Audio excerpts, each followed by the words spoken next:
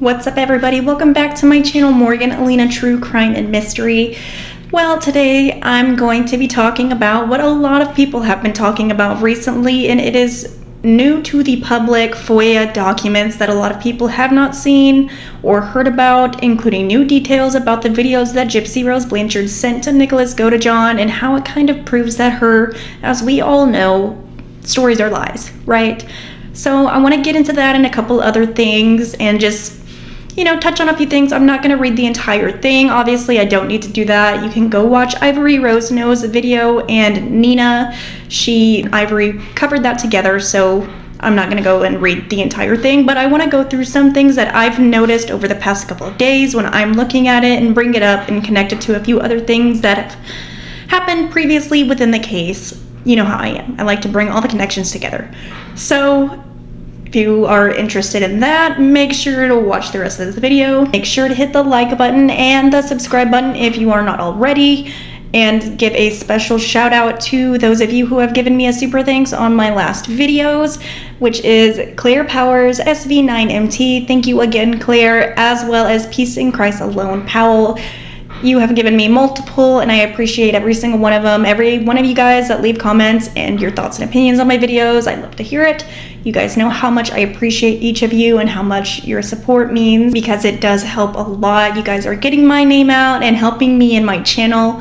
I did receive a message from Sir Morbid. If you're not familiar with Sir Morbid, he does a live panel just about every night and discusses what's going on with Gypsy Rose, and he invited me on there, but I did tell him I am a mother, so it's kind of difficult to get a moment of quiet. You guys could probably hear my laundry going in the background, so it's not the greatest for background noise, but I do appreciate that. And Case and all of y'all that have been mentioning me and my channel and trying to get people over to watching me and my videos, so that means a lot. So I am incredibly grateful to each of you. But let's go ahead and get into these FOIA documents and what's in them. Warning in advance, it's not the funnest topics.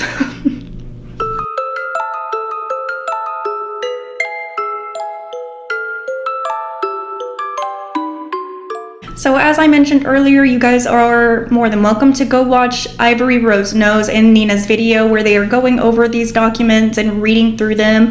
I'm just gonna go through a website that I like to use very often. I'm gonna link it down here, the-unalivingofddblanchard.co. They are great at compiling the information, and I recommend this for anyone that wants to get a lot of information all in one place. It's really well done, and I appreciate whoever is the creator of this website. It is incredibly helpful in keeping all of the documents and the records, especially for people that are new to the case.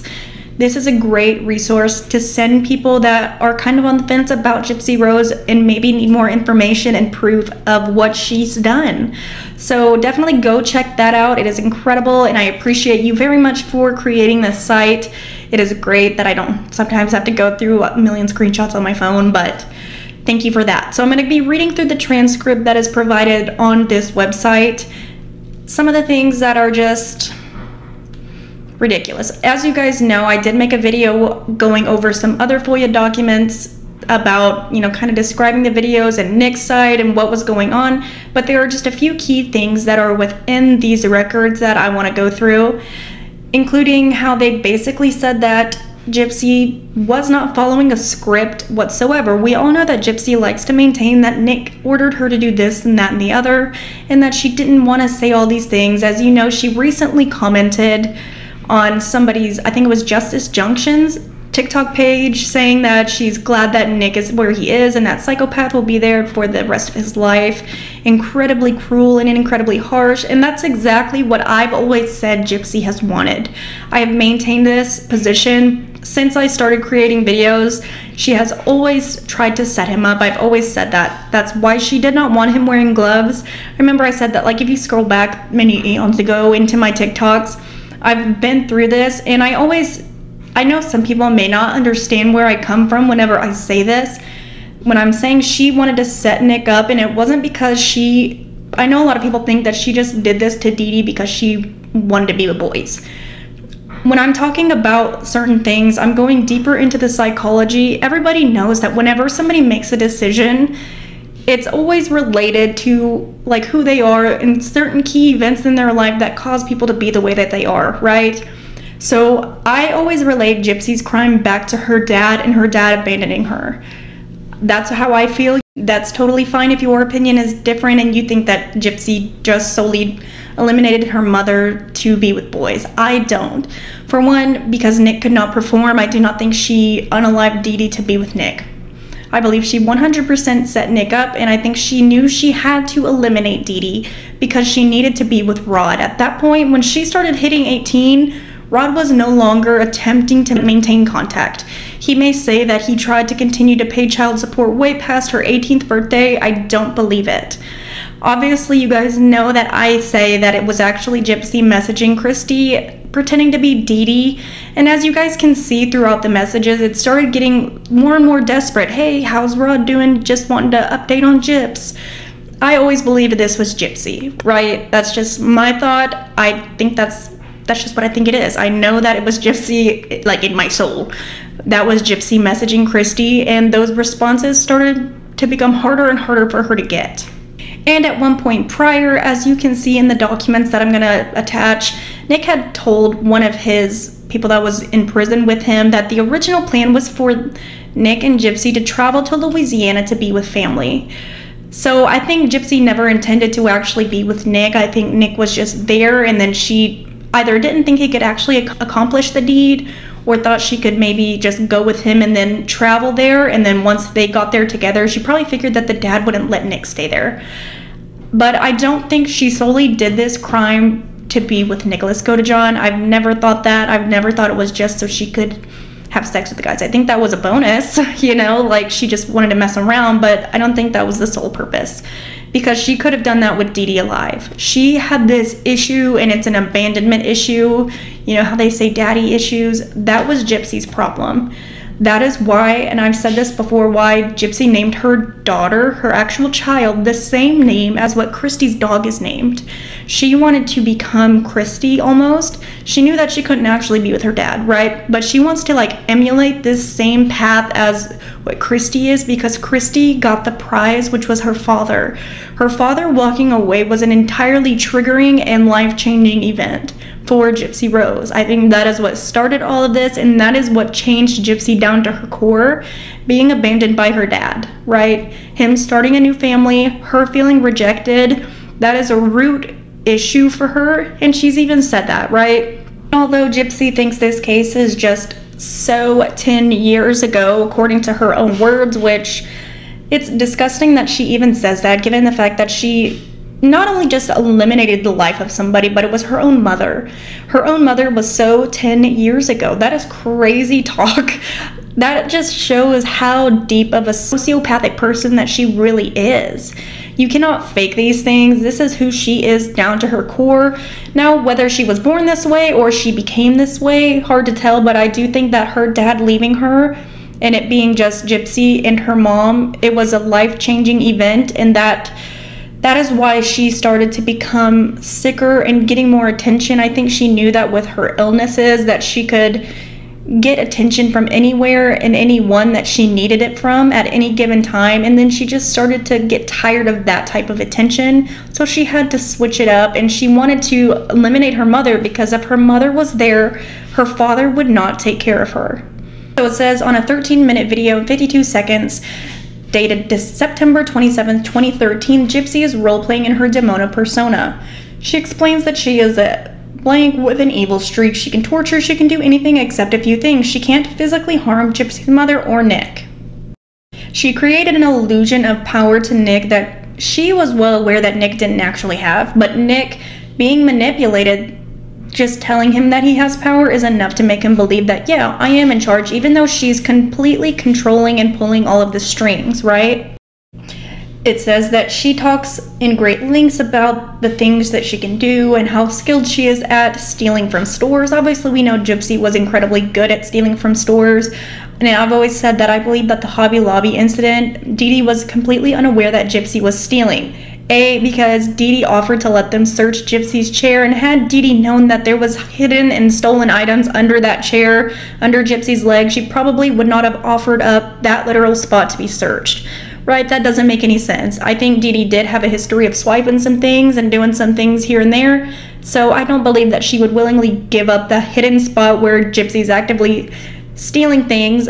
As much as Gypsy wants to pretend that it was Dee Dee telling her to get these random stickers and, you know, little craft things, I don't believe it. I think it was 100% Gypsy. I don't think Dee Dee had a single clue, yet Dee Dee took the fall for it, and Dee Dee took the fall for a lot of things. Obviously, she wanted to protect Gypsy as best as she could. Same way with the BB gun incident. Obviously, we all know that story. And if you're not aware, there was another story that was reported by neighbors of Dee Dee Blanchard that said in April, so a few months prior, not in 2011, mind you, in April there was another burglary incident, and I believe Gypsy was tied to that as well. Who knows who she got involved in that, but Gypsy was doing a lot of things, and it was said that Dee Dee was really spooked by this burglary, and it made her feel afraid. Obviously something had happened to Dee Dee that made her feel incredibly threatened. I mean, obviously a burglary is something that's not fun to happen, but I think she knew that Gypsy was involved in that as well. She wasn't stupid. She fully knew that Gypsy was capable of it at that point, because obviously she tried to kill her in 2011. So when Gypsy says in that first documentary, "I'm getting sleepy now, please don't hurt me," she fully knew that Gypsy was going to be the one that probably ended her life, just based on how Gypsy was acting. I don't think it came as a surprise whatsoever to Dee Dee Blanchard when she was getting murdered, honestly. In that video, she advised Nick that they had to play it smart and be very, very careful what they do as a team, because it takes a lot of skill to not get caught. Obviously, we know Gypsy was researching anything and everything but how to escape the pretend situation that she created that never actually happened, right? She was never actually researching anything on any help or resources or how to call the police or, you know, mental things that she wanted to pretend that Dee Dee had over her, like mental incompetent papers, all that stuff. She never looked any of that up. She did look up serial killers, murders, you know, cops tasing a girl in a wheelchair, things like that, handcuffs, lots of pornographic things. That's what Gypsy was into. That's what Gypsy was looking for. She never made any attempts whatsoever to like actually escape her captor, like what she wants to portray. And obviously we all think that Gypsy made up the whole entire being tied to the bed situation, because one, that doesn't even make any sense. There was no dog leash found within the property. There was nothing there that supported that whatsoever. And plus, I don't know where she would have been tied out to on the bed. And Gypsy's story has, of course, changed over the last few years. Every time she tells any sort of significant story, she changes multiple details throughout. Gypsy would discuss various ways that she would punish Nicholas Godejohn by refusing to allow Gypsy to talk to him for a week. She would command him to perform sexual acts on her, and he would have to do it or she'll be displeased. She was very much in charge of the scenario and was not acting under any sort of script. She was just going off on what she wanted to do. That's very clear, and it is made very clear throughout the record. And with Nick being diagnosed with level 2 autism, obviously we know he had struggles forming actual real-life relationships. That's not a secret, and that's not a surprise. That is something that happens with a lot of people that have autism. And interestingly, having autism spectrum disorder is something that can cause like an increase in internet crime. So it says there's a trend in increasing numbers of people with autism spectrum disorder where individuals are being arrested or incarcerated for internet crimes. According to this website on Autism Spectrum News, it says they struggle with a lack of social awareness and understanding, which has resulted in isolation at times. It can lead to inappropriate behavior. People on the autism spectrum and particularly vulnerable to pornography addiction due to their obsessive compulsive tendencies, social isolation. They compulsively search on the internet, and they're often drawn to hardcore pornography sites due to their sexual curiosity and lack of real life experiences. So some of them, you know, they'll collect it or various other things. That's not something that is entirely unique to Nicholas Godejohn. As we know, he did spend a lot of time on the internet. He admitted it. He downloaded a lot of things, and that is also one of the reasons why he got in trouble at the McDonald's, is because he did start looking at certain things. It wasn't the entire time, but he did ultimately look at a video that got him in trouble, right? And that's just because of his autism spectrum disorder and the OCD and various things that come with it. So I don't believe this is new to Gypsy. I think she was fully aware of this side of things. She wasn't taught this by Nicholas. Nicholas is somebody that will mimic things if he sees it, or he'll pick it up. He's able to pick things up after he's watched it, or, you know, seen it or experienced it, and then he will apply it in the same way because he's going to mimic what he's seeing because of the way that his autism works, right? So at some point during this, Gypsy threatens to unalive herself.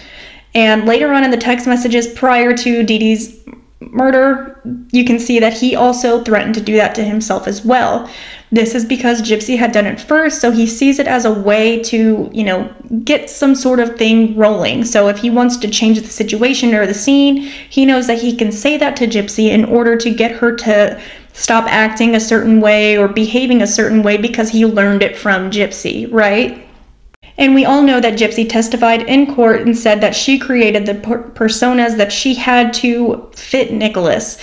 So she created them specifically in order to manipulate Nicholas Godejohn. And to avoid being too overly graphic, throughout the videos, Gypsy brings up multiple occasions where she will be forcing Nicholas into certain acts and details that. Obviously, she always likes to bring up how he was incredibly interested in this whole grape fantasy, but a lot of it was Gypsy.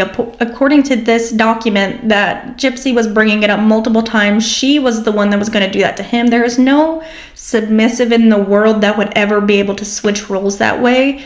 And Nick, not really knowing how things really work, he didn't understand that. So he thought, yeah, it's totally cool for us to switch back and forth and do whatever. Because that's what Gypsy says, and what Gypsy says goes because he loves Gypsy. He's willing to do whatever it takes to make Gypsy happy. And then on August 10th, 2014, through her Demona Love Slave account, she writes, "Yes, Master, it was 2010 and 2011. I had just surfaced inside Gypsy when I started playing games with guys. I used Gypsy's fingers to make text and take the pics. The men asked me to send them nudes, so I took my top off and took the pics and sent them. I had fun teasing them and saying I'd have sex with them.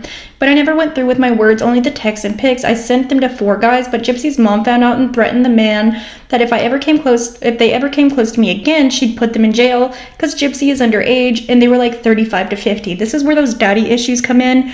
This is why she's selecting men that are so much older than her. She was doing this because of her lack of a father figure and the obsession that she had with having Rod in her life and the abandonment issues that she had.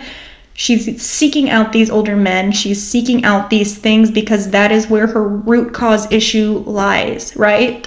And clearly throughout this, obviously we know Gypsy has lied throughout, so we can't really take everything Gypsy is telling Nicholas in this as 100% truth. So we have to make sure to always remember that. Obviously we know Gypsy told Nick that she was also a virgin, right, whenever they met. So just because she tells Nicholas certain things within these records doesn't mean it's actually true, because she, again, was manipulating Nicholas Godejohn and telling him things that she knew he needed to hear in order to get her job accomplished of ending her mother's life, right?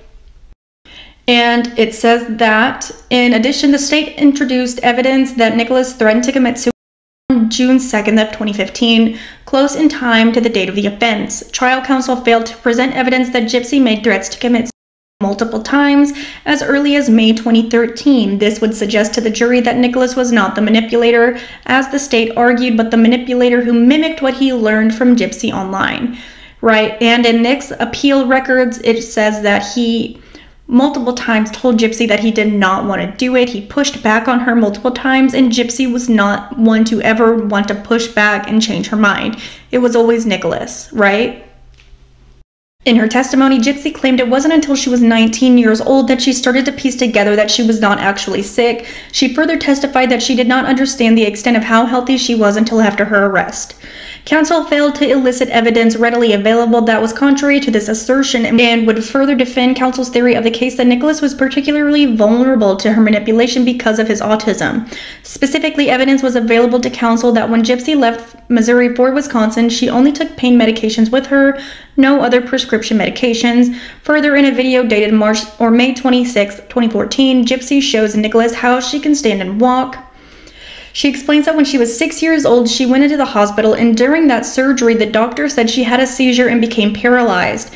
They didn't know if it was only temporary. She started getting feelings and tingling in her legs. She was young and kept it to herself.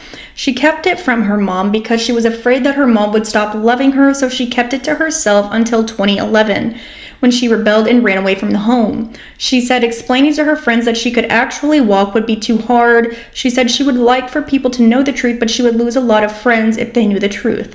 This is also coming from the same girl that had no friends, right? So Gypsy always maintains that she had never had any friends and it was only her and her mother forever.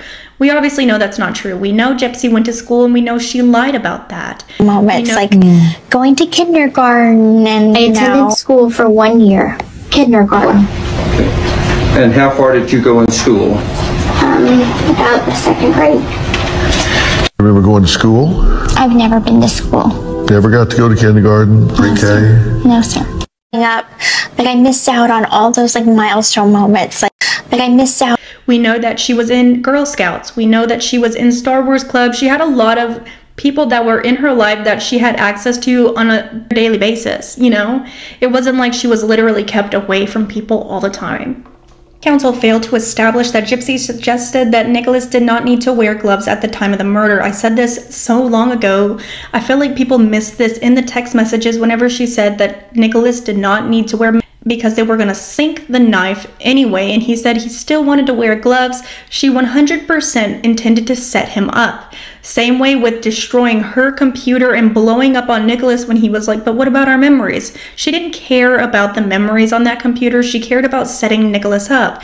Hence why she insisted that they do the deed right in the house by Dee Dee's dead body, because she fully intended to post those Facebook statuses where she was saying that that bitch is dead and that her sweet daughter was, and blah blah blah, and her scream was so effing loud. She fully intended Nick's DNA to be on that scene, right? She wanted it everywhere. She fully intended to set him up. She just didn't intend for her to get caught up in it as well. She wanted to make sure that Nicholas had all of these certain characteristics, did all these certain things, but she just didn't ever think that they would actually not believe just her words alone and would look into it. She fully was prepared to throw Nicholas under the bus, right? If anything, she may have planned to disappear to Louisiana prior and just leave Nicholas there and hope he got caught. Who knows, honestly. But at one point, it was said that they were going to go to Louisiana. I think she fully intended to leave him and go to Louisiana herself and go live with Rod.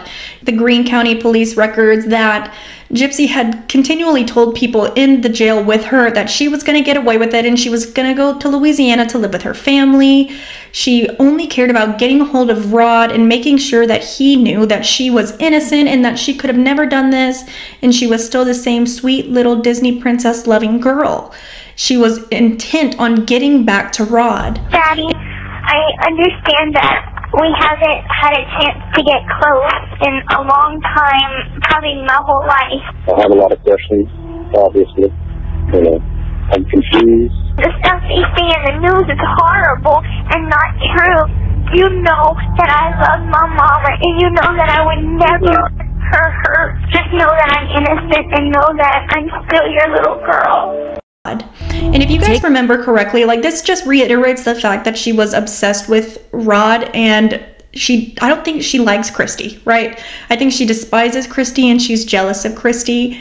If you guys remember back to Gypsy Rose Blanchard and Ken's baby moon that they went on to, did you know that that was the exact same place that Rod and Christy continued to go for the last few years on their little romantic getaways in the same room? Gypsy and Ken went to the exact same place on their baby moon that Rod and Christy go.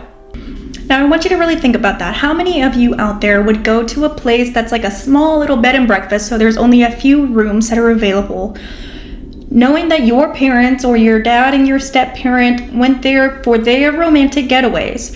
Would you want to go and be in the same bed doing the same things that your parents were doing in the same bathtub that they were in? No, thank you, hard pass. Sorry, that's just a weird thing to me. I would not want to do that. Maybe other people are totally cool with that, Personally, me, no. And especially knowing that Gypsy named her daughter the same as what Christy's dog is named, there are too many things that point to it to show that it was always Gypsy's plan to get back to be with Rod, because at that point he was done with her. He didn't have to pay child support. He didn't have to maintain a relationship. She knew it, and it was driving her crazy. That is what really started setting off these behaviors, and the escalation in the behavior is because of this. When she hit that age, things started going downhill for Gypsy, and she could not get that attention that she so desperately craved from Rod. So she started going to find older men online. It's a tale as old as time, right? She became fully aware that they thought Gypsy was too sick to be over there. They didn't know how to take care of her. Only Dee Dee knows how to take care of Gypsy. We've heard Mia say it in multiple docuseries where she said that whenever they found out about Dee Dee, passing, they didn't know what was going to happen to Gypsy because nobody knows how to take care of Gypsy. Nobody knows Gypsy's medications. I think Gypsy figured that out, that with Dee Dee still in the picture, there was no way that Rod was going to be taking care of Gypsy. So that's why she had to get rid of her mother. It wasn't due to abuse. It wasn't due to anything. I think she fully intended to continue the fraud and do certain things to still be sick. Hence why she told Nicholas Godejohn that her feeding tube would still be good for a year, meaning that she wouldn't have to worry about changing it for a year. Not saying that I'm going to get it taken out as soon as we get out of here. She had no intention to stop that whatsoever. She was going to continue the con, but she was going to do it with the one person she really wanted to be with, which was her dad.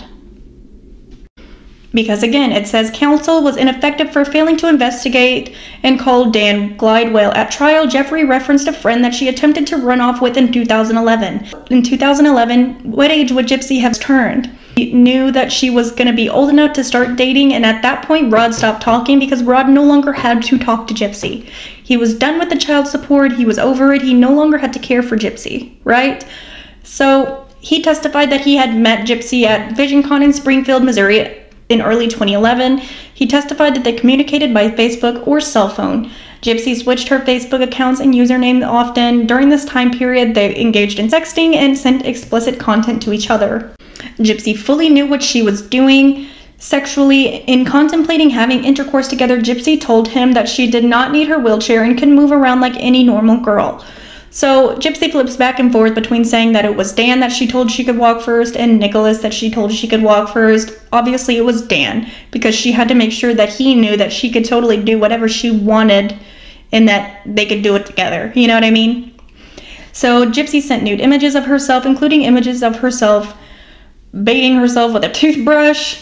He would testify that Dee Dee called him and told him to stay away from Gypsy, claiming that she was underage. I wonder if it was just because Dee Dee was like, we're in the same circles, you will ruin the things that we get. Obviously, we know that a lot of the things and a lot of the money and the support that we receive is due to Gypsy having this illness. I think a lot of it was probably that. And yeah, Dan was a lot older than Gypsy, and most parents don't typically like when older guys are dating, especially daughters. That's like a pretty typical parent response, just because there really isn't a whole lot that, somebody 40 years old, 30, 40 years old has in common with somebody that's 18. That's just how it is, right? And Mr. Glidewell would testify that he sought treatment from Mercy Hospital in Springfield after he was injured from a fall from a balcony. He testified that he invited Gypsy to come meet him because he was in pain and wanted to be comforted. Gypsy arrived without her wheelchair and with a very large suitcase. She had a 3-ring binder of multiple forms of identification to prove she was over 18, thereby proving that Gypsy was fully aware and fully knew what her medical records said. It was not some secret. She had full access to it. There was medical records all throughout that house. They were never hidden away from her. There was nothing hidden away from her.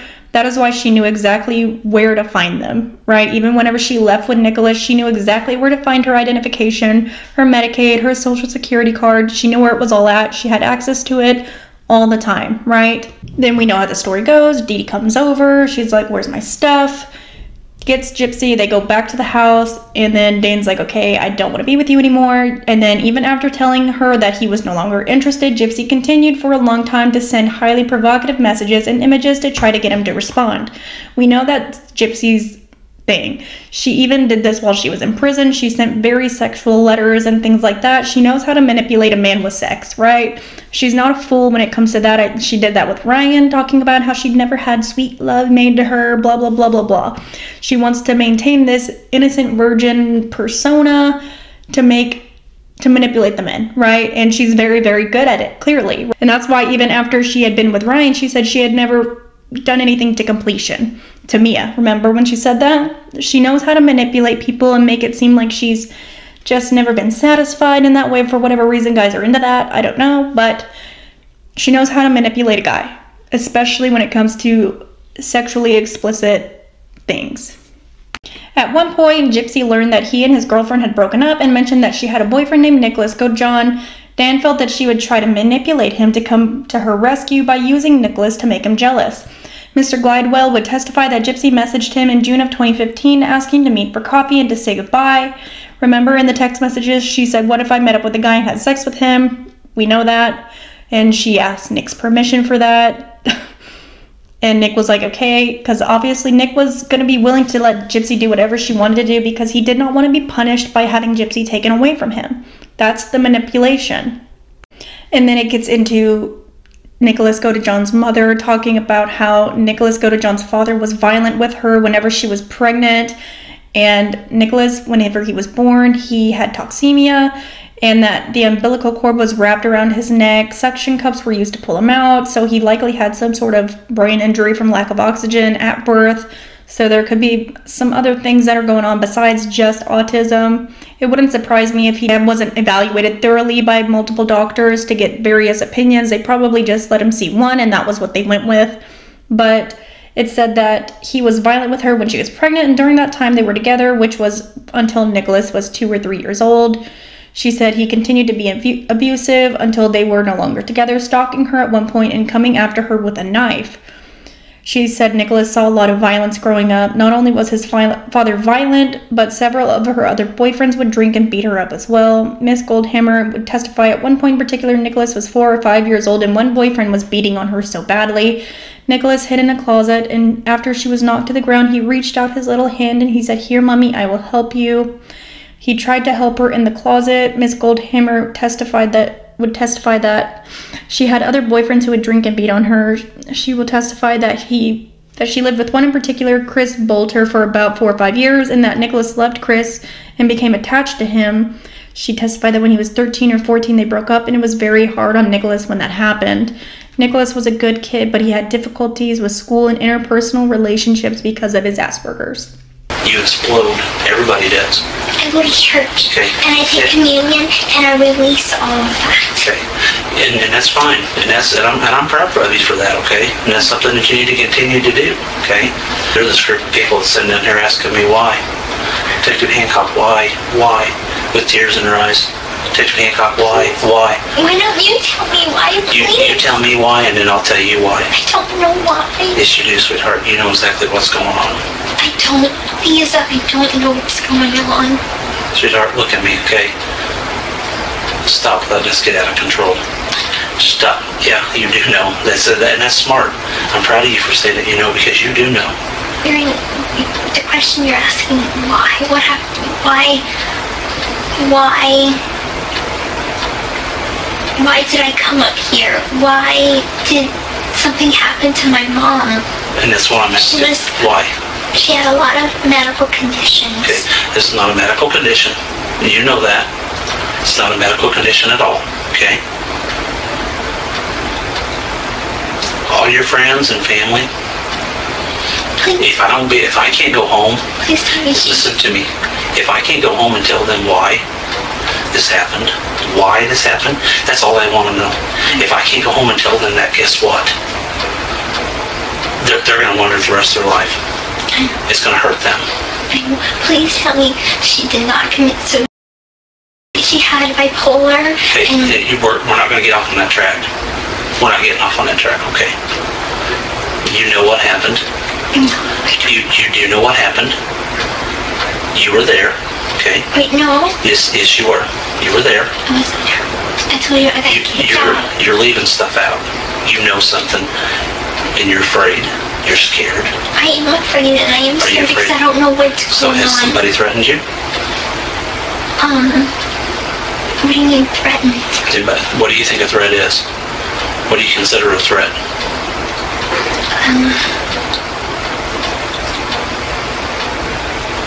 I'm gonna kill. Somebody ever said that to you?